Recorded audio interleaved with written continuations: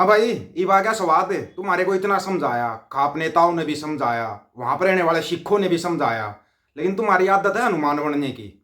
लड़ाई किसे की, जो रामायण में आया था, गराली किसे की, ठाकर कोई ले गया, अपनी पूछ में लाग आग लगाने चलेगा हनुमान। बन गया हनुमान, बना दिया हनुमान थारा। अब वो आएगा, वो पुजारी जो बोल रहा था सुरक्षा मुहैया हम कराएंगे। तुम्हारे लिए अगर कोई वकील भी कर देना तो इस चीज की गारंटी है, ऐसी ऐसी धाराएं लगाई हैं तुम्हारे ऊपर, धाराएं ऐसी ऐसी।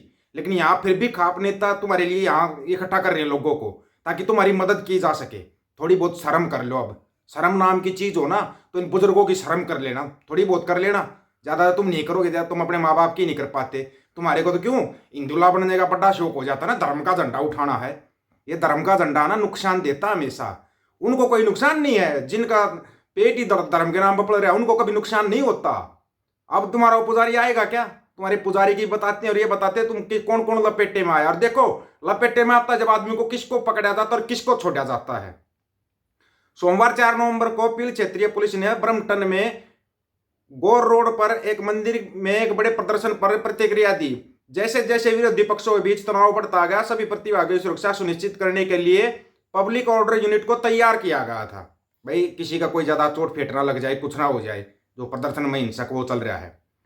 पुलिस ने प्रदर्शनी के दौरान घटित हुई अपराध की जांच शुरू कर दी, जिसमें कई वीडियो कैद हो गए थे। सबसे पहला वीडियो, एक वीडियो में एक व्यक्ति को लाउड स्पीकर का उपयोग करके हिंसा भड़काते हुए समूह से सिख मंदिरों पर हमला करने का आह्वान करते देखा गया था। जो बोल रहा था इंडियन आर्मी को यहाँ आना चाहिए और इन खालिस्तानियों पर अटैक करना चाहिए, याद है वो? चलो बताते हैं आपको उसके साथ क्या हुआ। क्योंकि उसका नाम सुनो पहले तो। 6 नवंबर 2024 को टोरंटो से के 57 वर्षीय व्यक्ति राजेंद्र लाल बनर्जी को कनाडा के आपराधिक संहिता की धारा 319(1) के विपरीत सार्वजनिक रूप से घृणा फैलाने के आरोप में गिरफ्तार किया गया। राजेंद्र लाल बनर्जी नाम सुनते जाना, कौन कौन नाम आ रहे हैं। उन्हें शर्तों के साथ रिहा कर दिया गया और बाद में उन्हें ब्रम्पटन में ओंटारियो कोर्ट ऑफ जस्टिस में पेश होना है। यह हो गया पहला, राजेंद्र लाल बनर्जी। फिर किचनर निवासी 24 वर्षीय अरमान गहलोत, अब नाम सुनते जाओ तुम्हारा पता लगेगा। अरमान गहलोत और अज्ञात पते वाले 22 वर्षीय अर्पित, इसका उपनाम नहीं मिला उनको, के खिलाफ निम्नलिखित अपराधों के लिए गिरफ्तारी वारंट जारी किए गए हैं। गिरफ्तारी वारंट जारी हो गए हैं इनके। उसको पकड़ा छोड़ दिया, बनर्जी था। ये गहलोत है, गहलोत जाट ही होते होंगे ना, अरमान गहलोत। और किचनर एक जगह है, वहां वही जगह है कनाडा के अंदर, पता लगा लेना। मृत्यु या शारीरिक अक्षति पहुंचाने की धमकी देना, हथियार से हमला करने की साजिश, शरारत करने की साजिश। अब जांचकर्ता पता लगाने का प्रयास करते हैं तो उन्हें कानूनी सलाह लेने और पुलिस के समक्ष आत्मसमर्पण करने के लिए प्रोत्साहित किया गया है। पील क्षेत्रीय पुलिस कनाडा के अधिकार और स्वतंत्रता चार्टर के अनुसार किसी व्यक्ति के विशेष करने के अधिकार का सम्मान करने के लिए प्रतिबद्ध है। वो प्रतिबद्ध है, वो इतनी जल्दी नहीं किसी को वो करते कि भाई एकदम से अचानक से वो कर दिया, लो इसको अभी पकड़ो और इसका कर दो काम। ये जो बनर्जी था, इसको तो पकड़े, इसको छोड़ दिया गया, तुम्हारे खिलाफ गिरफ्तारी वारंट जारी हो गए। हिंसा की धमकियां या बर्बरता के किसी भी कृत्य को बर्दाश्त नहीं किया जाएगा।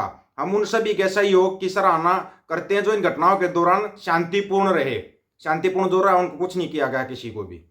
पील क्षेत्रीय पुलिस ने 3 और 4 नवंबर की घटनाओं के दौरान हुए सभी आपराधिक घटनाओं की जांच के लिए एक रणनीतिक जांच दल का गठन किया। जांचकर्ताओं ने अनुरोध किया कि यदि किसी के पास प्रदर्शनी का कोई भी वीडियो है तो वो इसे निम्नलिखित लिंक पर प्रस्तुत करें। उन्होंने अपने नंबर भी जारी किए हुए हैं। किसी भी जानकारी के साथ कोई भी व्यक्ति 12 डिवीजन मिसिसागा ने 905 453 2121 एक्सटेंशन 1233 या 21 डिवीजन ब्रम्पटन में 905 453 2121 एक्सटेंशन 2133 पर जांचकर्ता से संपर्क कर सकते हैं। अब ये संपर्क नंबर दे दिया इस पुलिस ने। अब बात करते हैं भाई, वो कहाँ है, पुजारी कहाँ है? पुजारी को तो सस्पेंड कर दिया था ना। सुनो, अब पुजारी को सस्पेंड किया था, लेकिन पुजारी को वापस बहाल कर लिया। पुजारी को भड़काऊ बयान देने पर सस्पेंड किया था। पुजारी को बस इतनी सजा मिलनी थी, पुजारी को सस्पेंड कर दिया, भाई तुमने भड़काऊ बयान क्यों दिया। लेकिन पुजारी को वापस बहाल कर दिया। क्या वो पुजारी आएगा? आएगा आप लोगों की मदद के लिए। कनाडा के ब्रम्पटन शहर में हिंदू मंदिर पुजारी को निलंबन के बाद फिर से बहाल कर दिया गया है। उस पर हिंसक बयानबाजी करने का आरोप था। हाल ही में खालिस्तानी झंडे के लिए प्रदर्शनकारियों और वहां मौजूद लोगों के बीच झड़प हुई थी। इस घटना के बाद पुजारी राजेंद्र प्रसाद पर हिंसक बयान देने का आरोप लगा। उन्होंने समुदाय के सदस्यों को बटोगे तो कटोगे की चेतावनी दी थी। इस पर एक्शन लेते उन्हें सस्पेंड कर दिया गया था। हालांकि समीक्षा के बाद मंदिर संगठन ने उन्हें 2 दिन बाद बहाल कर दिया। अब यहां सुनो, वो अटैक कहां हुआ था? ये बोल रहे मंदिर के अंदर अटैक हुआ था, यही बोला गया था ना। सुनो, अभी ब्रम्पटन को 3 नवंबर को हिंदू सभा मंदिरों में विरोध प्रदर्शन हुआ था। सोशल मीडिया पर प्रसारित कुछ अपुष्ट वीडियो में प्रदर्शनकारी खालिस्तानी समर्थक बैनर लिए थे। वीडियो में लोगों के बीच हाथापाई और मंदिर के आसपास के मैदान में, मंदिर के अंदर नहीं, मंदिर के आसपास के मैदान में एक दूसरे पर डंडे से वार करते हुए दिखाया गया था। खालिस्तानी झंडा लेकर आए प्रदर्शनकारियों के साथ लोगों के साथ झड़प हुई। उन्होंने मंदिर प्राधिकारियों और भारतीय वाणिज्य दूतावास की ओर से संयुक्त रूप से आयोजित वाणिज्य दूतावास के कार्यक्रम में भी बाधा पहुंचाई।